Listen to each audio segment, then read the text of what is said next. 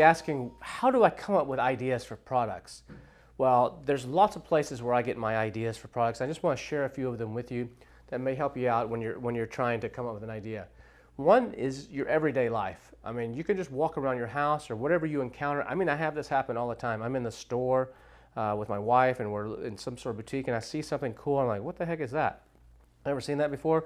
I look at my app on Amazon, do whatever keyword I think it might be, and see if it's selling. And I found some cool ideas that way, just everyday life, or just walking around your house, looking on your shelves, looking in your closet, anything like that. You can get ideas if you're constantly like it's a radar that's constantly going on. Like, what can I sell? What can I sell? What's out there that I can sell?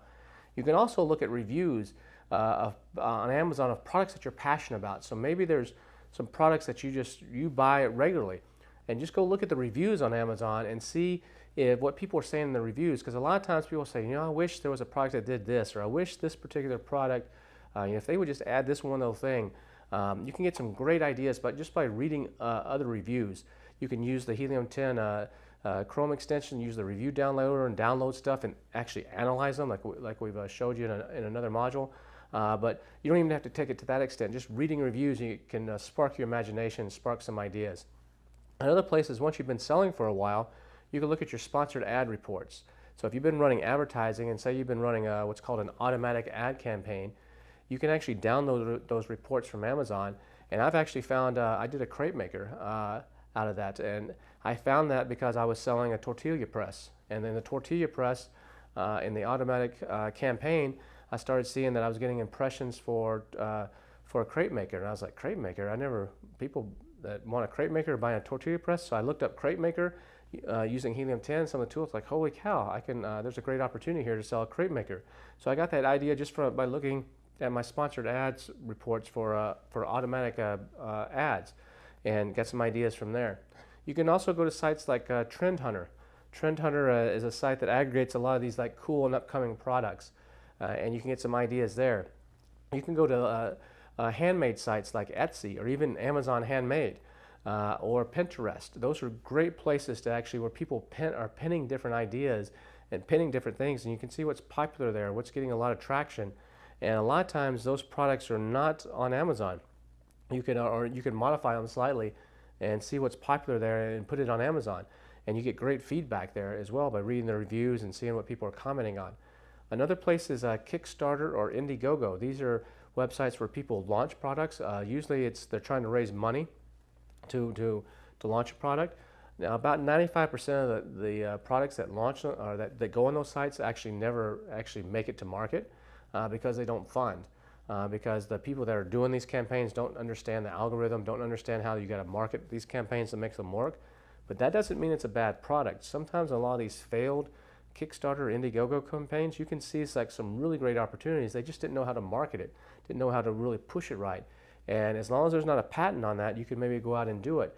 Or maybe they only did a design patent and they didn't do a utility patent. So if you get the idea and just change the design, you can actually change the design a little bit or change the functionality slightly. You can actually go with it. Another place, speaking of patents, is you can actually search the patent directories. Go to Google Patents, and you can see which patents have expired.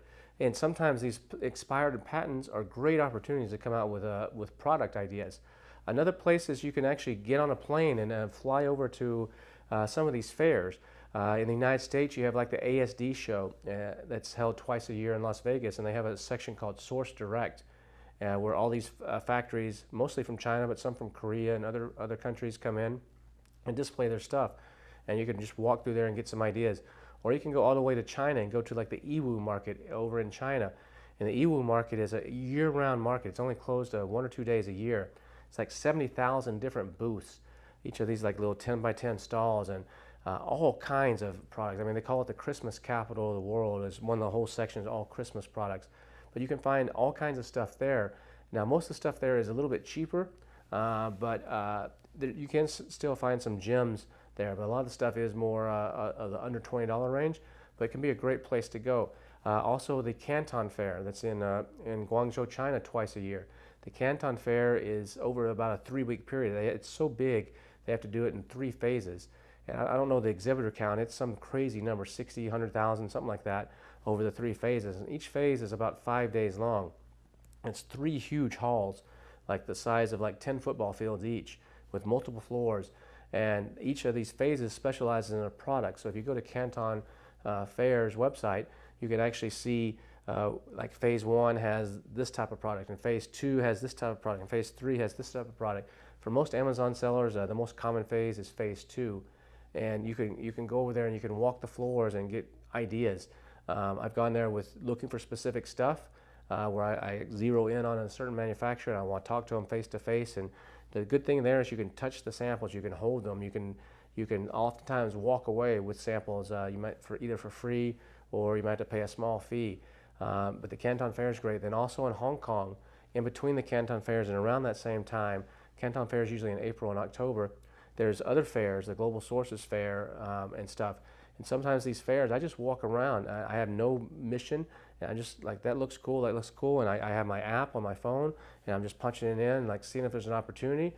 And it looks like there's a decent opportunity. I stop and talk more and get some information. And I go back to the hotel, or when I get back to the US, I do my real research on it and eliminate a bunch of more of them. But you can get some great ideas that way. You can also go use like Amazon Launchpad. Amazon Launchpad's a great thing. Amazon Launchpad's a special program that Amazon has where you pay a little bit extra money, a little bit higher commission rate, and they do some extra advertising and stuff for you. But in there, there's some new and up-and-coming products, and sometimes you can get ideas for what the new trends are going to be or what's coming next out of that. Canopy.com is another site that aggregates all these Amazon different products that could actually give you some ideas. Trendosaur is another one that looks at all these trending patterns. Product Hunter kind of does the same thing. On Product Hunter, people post different products like, hey, this is something that's pretty cool, or something that I like, and you can find some pretty cool ideas there. Another one is Reddit. A Reddit forum. Sometimes there'll be some really cool information. Another thing you can do is you can just walk your local stores. You know, sometimes I just go to the here in the United States to one of the Bed Bath and Beyond or something, and I just walk around in there and like see what's selling, see what items they're pushing, or just to walk to get ideas like, oh, this looks interesting. Let me see if there's anybody selling this on Amazon or how this is doing on Amazon, and I'll get ideas that way. You can also look at what the top sellers on Amazon are doing, and look at their other items. So maybe someone in your category is doing well selling an ab roller, and maybe you decide, you know, ab rollers are a little bit too competitive.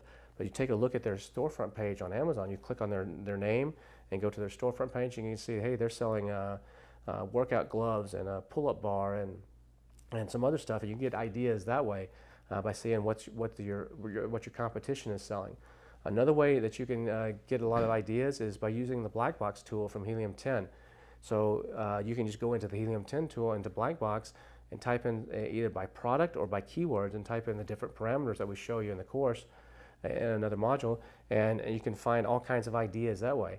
And not everybody sees the same ideas, because if you hit something that's got a lot of results, it only shows you like a couple hundred results, and those results may be completely different than the guy next to you or down the street is seeing. So it's not always everybody seeing the same thing over and over and over, which is a good thing too. Unlike some other tools or some other courses where they'll say, this is the top 100 list, or here's some great products you should source. Anytime you see that, run as fast as you can away from that. If someone on YouTube, or there's some guys on YouTube that say, here's a great product, and they give it to you for free, don't do it. Or someone there's a course, and they say, download our PDF of 100 great products to sell on Amazon, run as fast as you can away from that, because everybody and their dog is going to be doing that same stuff. Or if you see somebody in a webinar, and they're talking about, this is the example product. The classic example is a garlic press. Other people use, like Manny has used tactical flashlight. Bradley has a product that he always uses. Everybody has like their little pet product they kind of use as an example. Never go for those products either, because too many people see that and they're like, oh, I'm just going to copy that. I don't want to do any work. And by the time you get it launched, there's 1,000 people selling the same thing, and you don't want to be one of those guys that's got a bunch of inventory that's not selling. So these are just some of the ways that I come up with ideas for products. Another way is I actually develop some of my own products. So some of my first products that I did were completely developed from scratch. They came right here from my head. One of them was an Apple Watch stand, a charging stand that actually charged your iPhone, your iWatch, your Apple Watch. It hit all the cables. I completely came up with the idea myself. I can't draw worth a dang, but I sketched it on a piece of paper, rough idea. I found a factory on Global Sources. I said, hey, I want to make this. Can you do that? And they're like, sure. They said, we'll do all the design work for you. It's going to cost you $1,000, but we'll give you $1,000 credit towards your big order once you place the order. And I said, let's do it. They did all the design work, all the technical, the engineering, the electrical stuff. Sent me by email this program where I could actually see what it looked like. I did 3D printing, so I took that product and then I went out and I made 3D prints, which 3D prints is like a special printer that actually kind of makes a prototype. It doesn't actually work, but it lets you have something you can hold in your hand. And I would check that and run the cables through there and make sure everything was right, make any adjustments, and then we made an actual working prototype. That cost about $1,500, and then I made my molds. Now that particular project, it cost about $30,000 to make all the what's called tooling, all the molds and all the things to actually make all the parts. That's pretty expensive, so you might not want to do that in the beginning, but that's another way to come up with ideas. I saw what was selling on Amazon based on the keywords. I saw there was a need for this, and I came up with my own. I did the same thing on a dog bowl. I have a slow feed dog bowl, and I saw on Amazon these slow feed dog bowls. They're all like round and they're kind of ugly. And I wanted something that's nice for my house, a little bit prettier. So I made one that's in the shape of a bone and made it not slide on the floor, and made some other changes to it. Made a small size and a large size. Now my molding cost on that to actually make the molds for it was like $3,000. I found somebody on Upwork.com, happened to be in Australia. I'm sorry, not in Australia, Argentina. And for like $450, he did all the design work for me in a 3D program and a CAD program. And I sent that to the factory. I made 3D prints first to test it and make sure everything worked. With my dogs, I actually had my dogs test the product by eating out of it and made a couple adjustments. Then I sent that off to the factory. They made the molds for me for about $3,000 each. And I had a very unique product that nobody else is going to have on Amazon. So I'm not going to have anybody knocking this off or no competition.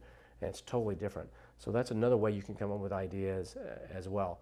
And sometimes when you find a product, maybe you don't have to spend $3,000 or $30,000. Maybe it's just $500 or $1,000 to create a slight change in the mold or a slight difference, just to differentiate the product a little bit. So that's another thing that you can do. So I hope this has given you some ideas on where you can come up with product ideas. And good luck out there. I know you're going to find something that's going to be a winner for you. And I look forward to helping you get that product launched and giving it the best chance of success possible.